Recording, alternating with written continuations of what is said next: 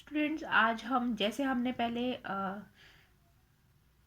चतुर्विम वेद के बारे में हमने पढ़ा था और उसके रूपांतरण के बारे में हमने पढ़ा था, है ना। मोमेंटम फोर मोमेंटम के बारे में पढ़ा था, उसके ट्रांसफॉर्मेशन के बारे में पढ़ा था। वैसे ही आज हम फोर फ्रीक्वेंसी और उसके ट्रांसफॉर्मेशन के बारे में पढ़ेंगे। तो हमें पता है जो कला कोण होता है, फेज एंगल होता है। फेज एंगल को हम इस तरीके से बताते हैं, के dot are minus omega T is क्या रहता है, वो इन्वेरियंट रहता है, मतलब निश्चर रहता है।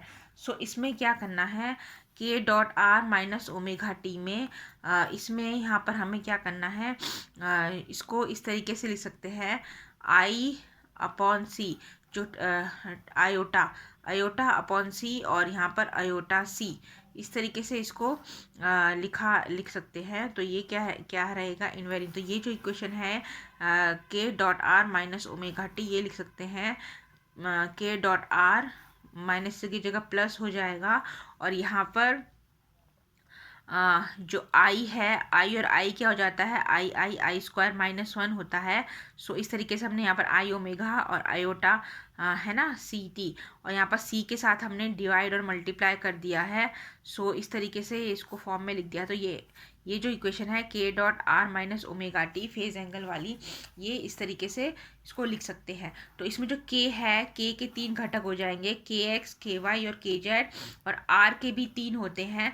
जो के है, के को हम कह सकते हैं आई कैप के एक्स प्लस जे कैप के वाई प्लस के कैप के जेड, और आर है उसको हम लिख सकते हैं आई कैप एक्स जे कैप वाई प्लस के कैप जे जेड के कैप जेड।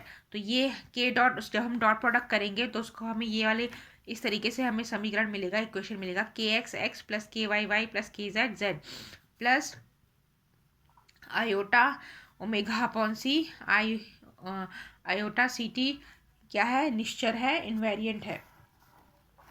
अब फोर डायमेंशन में नोटेशन में अब इसको टेंसर के फॉर्म में लिखना है। टेंसर के फॉर्म में इसको कैसे लिखेंगे, सो इसमें जो के एक्स है, के एक्स को के वन मान लेते हैं, के वाई को के टू मान लेते हैं, के जेड को के थ्री मान लेते हैं, और आई ओमेगा बाई सी को के फोर इसमें मान लेते हैं।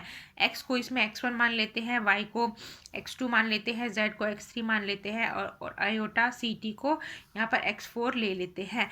तो ये हो जाएगा के वन एक्स वन प्लस के टू एक्स टू प्लस के थ्री एक्स थ्री प्लस के फोर एक्स फोर क्या है, निश्चर है, इनवेरिएंट है। सो यहाँ पर क्या हो जाएगा, के म्यू एक्स म्यू। तो यहाँ पर के वन के टू के थ्री के फोर को क्या ले लिया है, के म्यू ले लिया है। X one X two X three X four को क्या ले लिया है, एक्स म्यू इसमें ले लिया है। तो ये क्या है, निश्चर है, इनवेरिएंट है। तो इसमें आप जब ये देखोगे, ये क्या बताता है कि अगर हम जो के म्यू है उसको फोर वेक्टर, ये जो फोर वेक्टर है एक्स म्यू क्या है, इसमें फोर वेक्टर है, X one X two X three X four, है ना, फोर वेक्टर है। तो के म्यू को जब एक्स म्यू के साथ हम मल्टीप्लाई करेंगे तो हमें जो भी यहाँ पर मिलेगा वो क्या रहेगा, निश्चर रहेगा, इनवेरिएंट रहेगा। इस तरीके से जो के म्यू है वो भी क्या होना चाहिए, फोर डायमेंशनल होना चाहिए।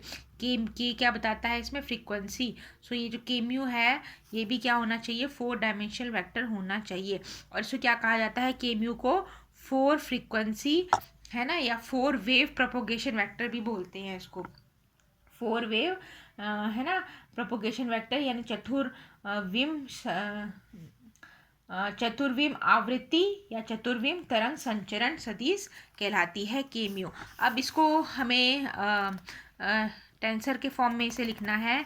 सो इसे हम कैसे लिखेंगे, ये तो था एक एस फ्रेम के लिए। इसी तरीके से अगर हमें दूसरा फ्रेम लेते हैं, दूसरे फ्रेम के लिए लेना है, तो उसके लिए हमें क्या लेना पड़ेगा, के प्राइम म्यू, है ना, एस प्राइम फ्रेम है तो के प्राइम म्यू, और इसमें हम इज इक्वल टू क्या ले लेते हैं, एक नियतांक ले लेते हैं, कांस्टेंट।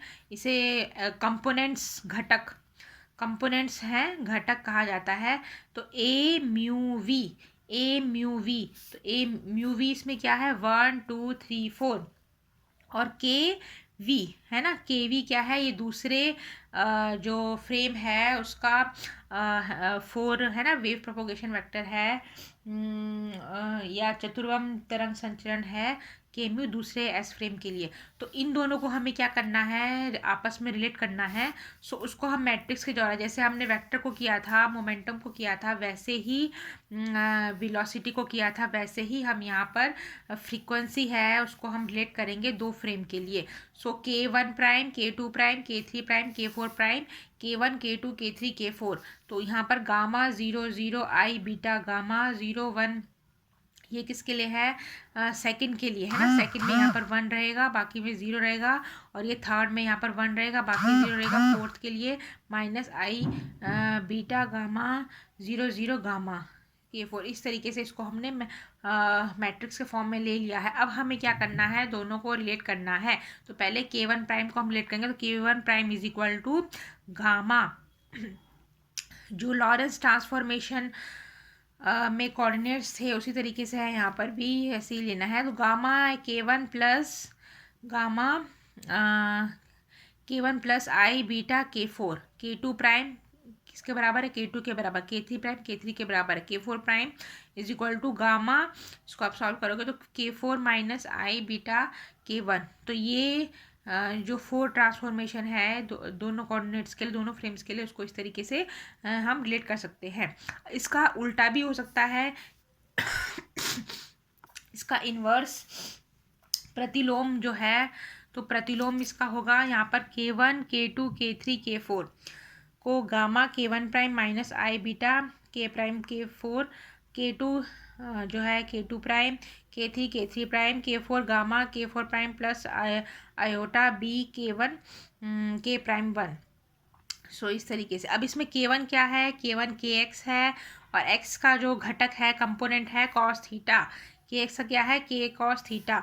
सो इसमें K क्या है, K को क्या लिख सकते हैं, ओमेगा अपॉन सी, ओमेगा अपॉन सी कॉस थीटा। सो K1 हो जाएगा ओमेगा अपॉन सी कॉस थीटा।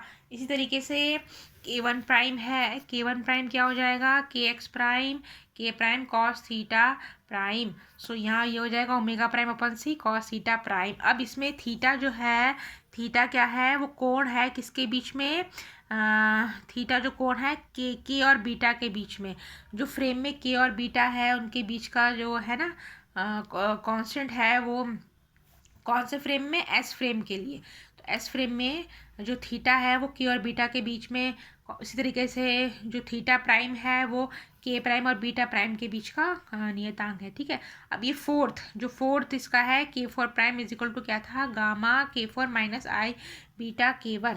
तो यहाँ पर क्या हो जाएगा, K4 प्राइम के लिए I omega prime upon C, है ना, इस तरीके से उसको लिख सकते हैं, is equal to gamma I omega upon C minus I omega, मतलब आई ओमेगा है ना अपॉन सी के ओमेगा, यानी फ्रीक्वेंसी के फॉर्म में लिख लिया है, क्योंकि हमें इसमें 4 फ्रीक्वेंसी निकालनी है, ऑप्टेन करनी है। सो इनको फ्रीक्वेंसी के फॉर्म में इस तरीके से लिख लिया है। तो इसमें फ्रीक्वेंसी है ओमेगा, एंगुलर फ्रीक्वेंसी कोणीय तरंग दैर्ध्य is equal to omega is equal to omega prime upon gamma 1 minus beta cos theta.